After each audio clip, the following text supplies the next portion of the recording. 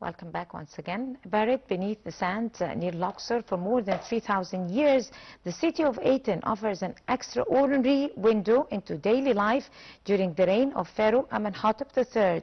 The treasures of the Pharaoh is to be displayed at the Young Museum in San Francisco.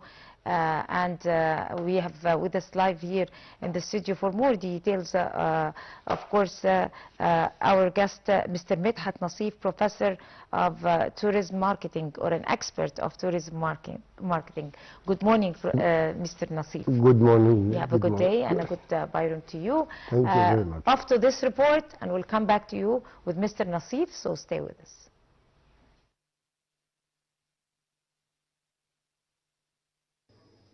The ancient Egyptian city of Aten, often called the Golden City, has become one of the most remarkable archaeological discoveries of recent decades. Buried beneath the sands near Luxor for more than 3,000 years, the city offers an extraordinary window into daily life during the reign of Pharaoh Amenhotep III. Now many of the artifacts uncovered from this lost settlement are traveling to the United States to be displayed in Treasures of the Pharaohs at the De Young Museum in San Francisco. The exhibition is expected to attract international attention as visitors experience rare treasures that reflect the wealth, artistry, and spiritual beliefs of ancient Egypt. Archaeologists described Aten as one of the most important discoveries since the tomb of Tutankhamun because of its exceptional state of preservation. Excavations revealed houses, workshops, storage areas, pottery, jewelry, tools, and ceremonial objects that remained largely untouched for centuries. The city once served as a thriving administrative and industrial center during Egypt's 18th dynasty, a period widely regarded as the height of Egyptian prosperity and influence.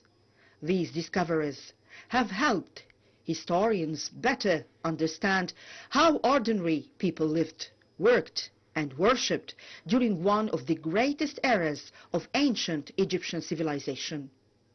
Among the exhibition's most striking pieces is a magnificent golden funerary mask whose image has become a symbol of the collection. In promotional photographs, the mask's face appears in extreme close-up, filling the entire frame and emphasizing the extraordinary craftsmanship of ancient Egyptian artisans. The smooth golden surface, carefully shaped features, and calm expression reflect both artistic mastery and deep spiritual meaning. In ancient Egypt, gold symbolized eternity and divine power, making it an essential material for royal and funerary objects. Masks such as this were believed to protect the deceased and ensure safe passage into the afterlife. The arrival of these treasures in San Francisco also highlights the importance of cultural exchange and international appreciation of world heritage. Exhibitions like Treasures of the Pharaohs allow global audiences to connect directly with the history of ancient Egypt beyond textbooks and documentaries. For Egypt, showcasing these artifacts abroad strengthens cultural diplomacy and promotes interest in Egyptian archaeology and tourism. Museums such as the De Young Museum provide visitors with opportunities to experience the beauty and complexity of one of the world's oldest civilizations through authentic historical objects. Ultimately, the exhibition serves as a reminder of the enduring fascination with ancient Egypt and its achievements. The treasures from Aten reveal a civilization that excelled in architecture, craftsmanship, religion, and urban organization. From everyday household items to elaborate golden funerary objects, the collection demonstrates the richness and sophistication of Egyptian culture as these artifacts journey from the ancient deserts of Luxor to modern galleries in San Francisco. They connect the ancient and contemporary worlds, inspiring curiosity and admiration for a civilization whose legacy continues to shape human history. Welcome back. Very delighted to be having with us here live in the studio Mr. Medhat Nasif, the tourism marketing expert, and talking about that particular treasures of the pharaohs. More than 130 piece, very genuine, precious piece of artifact is going to be traveling to the Young Museum. And actually those pieces were exhibited in the Grand Egyptian Museum during the inauguration. And of course, it takes its tour to very important, remarkable museums to be exhibited for a certain phase of time, and then goes back to Egypt. And for more details, we have with us Mr. Medhat Nasif. Good morning, Mr. Medhat. Good morning. Have a good day. Why exactly is the rediscovery of City of Aden considered one of the most probably archaeological discoveries in modern Egyptology? Well, first of all, I would like to say happy feast to your good end and to all the respectable team in the program. Thanks so much. Same to you. On Nile TV. And regarding your inquiry about the Tutankhamun is one of the most important things that happened in Egypt history, because it has more than 3,100 BC history. This put the spotlight on Tutankhamun for an amazing journey since we had this discovered up till now. And one of the most big festival and exhibition that the one had been supervised and cooperated by the most clever, intelligent minister, which is Dr. Zahi Hawass. And this exhibition had been running for the first time since 2009, and it took almost 6 months. So the exhibition convoy and the exhibition fair happening in the Young Museum, one of the most important young. And as Dr. Zahi, he has a famous phrase that I will let every American and everybody in USA know about Tutankhamun. Why? Because Tutankhamun, he is a treasure himself, and it had been highlighted for everyone. And when the Tutankhamun treasure is traveling, as you may know that the treasure of Tutankhamun was in the Egyptian Museum, and the most highlighted, which is the golden mask. Of course. And when Tutankhamun is traveling with the golden mask, and the combined with the rest of 130 treasures of his tomb, traveling from the Egyptian Museum, and it had been transferred to the Grand Egyptian Museum in Giza.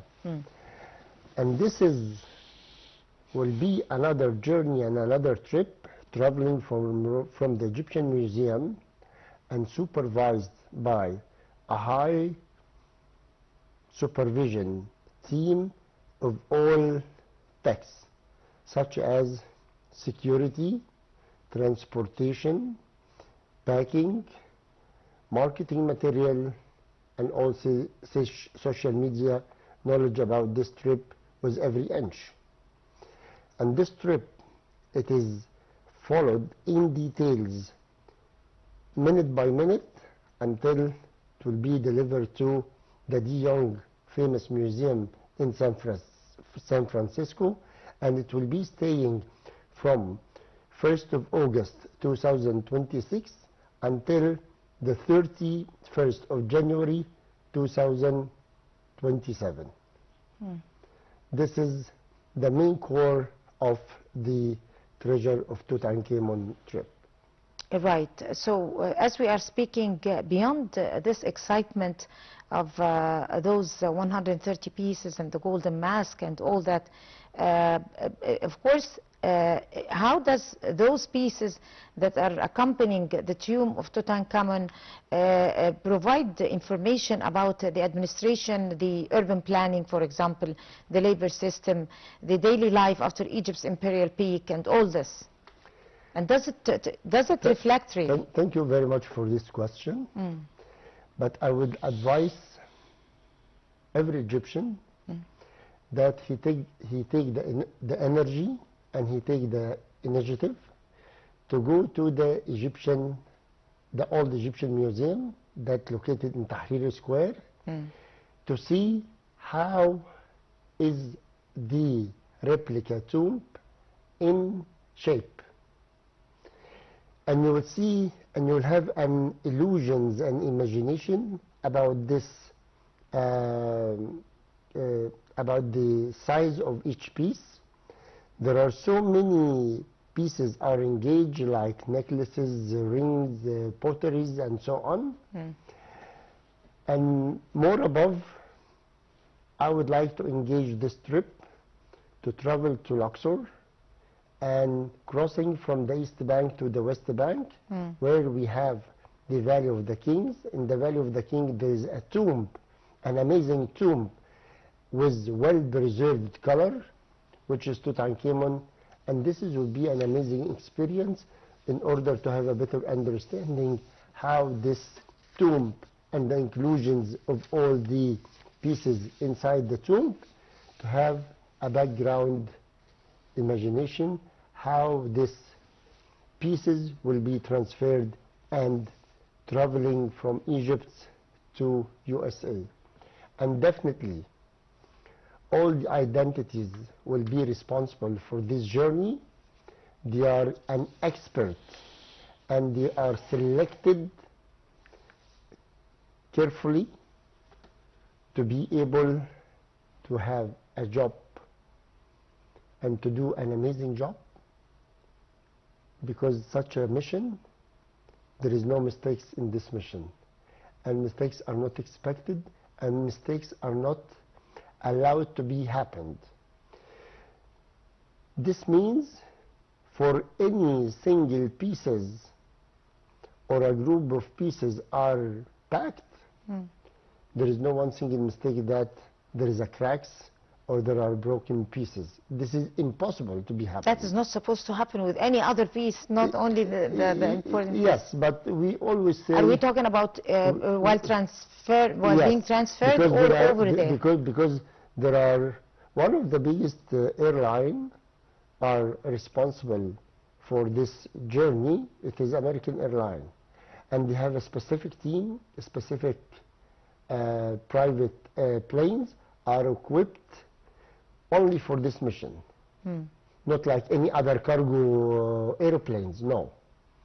They have the knowledge because they know and they understand very well how precious this mission, and all the world are following this trip in order to have and enjoy. But it is accompanied by a professionalized Egyptian team on the first hand. Of course, from that is the main foundation. From our side, yes. But then let us go back to the content, the very precious content of this 130 pieces.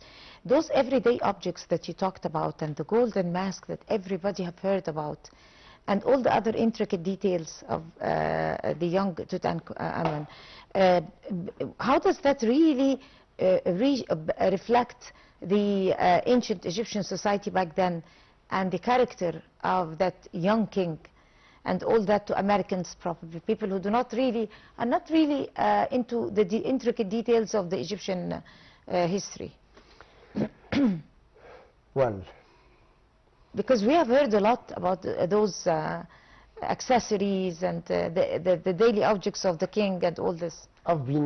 I've been working in tourism career more than 35 years now. And every time I go and to stand up in front of a little piece, I have a different feeling, very exciting feeling. So I feel an Egyptian, that I have a dignity, and I'm really very proud of what we have. And Egypt, it is very special. That's why Egypt, it is surviving up till now. However, we need more collaboration.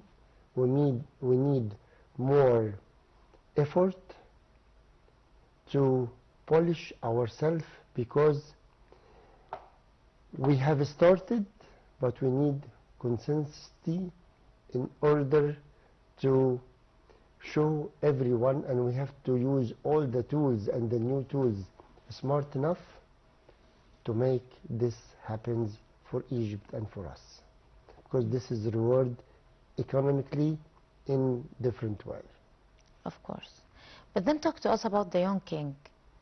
Everybody, I mean, whenever this 130 pieces and the golden mask is mentioned, there's an equal, even more importance to the history of the possessor of those objects and that particular character and his story, inspiring story and all this.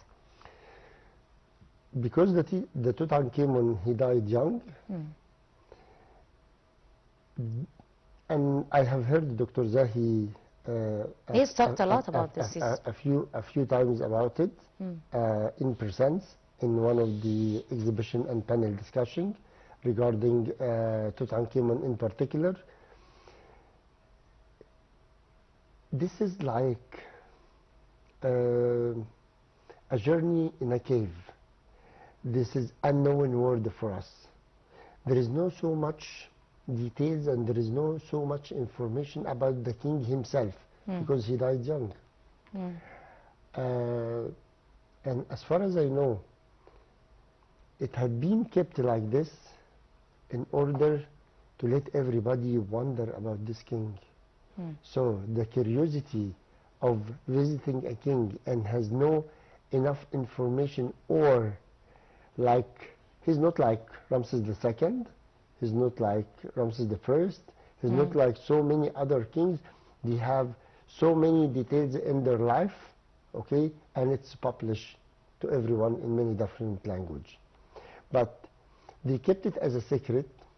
We enjoy to be kept as a secret, and that's why all the other countries, they have a curiosity to come and see and go to the exhibition, if any exhibition running in Egypt, if any exhibition running, and the biggest one that's happening in De Young Museum in San Francisco. That's why it's like you are trying to dig in the sand, trying to dig more for find out more treasure about the Tutankhamun. Speaking about these situations like that, how should audience interpret the relationship between Aten and the later religious transformation under Akhenaton? Well, this is a very important question, to be honest. But we're trying in the Egyptian history to connect between kings, between period and another, by following the history and the receiving and delivering from generation to another. And this is what's happening. So, following one king, you'll find there is consistency in the Egyptian history, delivering period to another, from the first to the second, from the second to the third, and so on. And this is keeping our Egyptian history in a perfect perform for everyone. So what exact ethical and cultural considerations arise in the case of transporting those very precious, interesting artifacts for international exhibitions like that particular one? Well, it is very important to be part of the exhibition, and it's very important to have such exhibition highlighting one of the most important king, which is Tutankhamun, and you spotlight not only in the king. When I am running exhibition under the name of Tutankhamun, with the inclusion of 130 pieces in the Young Museum in San Francisco, it is not frame only Tutankhamun, it's a frame Egypt. And Egypt, it has one of the biggest portion and spacious background on the tourism map worldwide. That's why Egypt and Egyptian, they are now have more knowledge. They are, some of the Egyptian, I know them in person, they are very keen and they are very cautious that they would like to go to this exhibition, either to stay with their families, their friends, or managing for 6 months. Of course, no one is spending the whole time there, but at least they're spending like 1 to 2 weeks reasonable period to cover the exhibition. Right. On that note, Mr. Medhat Nasif, the tourism marketing expert, would like to thank you so much. Thank you It's been very a real much. pleasure having you on the Thank Breakfast you Show, very and you much. have a good day. Thank you. And by this, we come to the end of this edition of the Breakfast Show. Many thanks to all of you. Till we see you again tomorrow morning. That's a goodbye.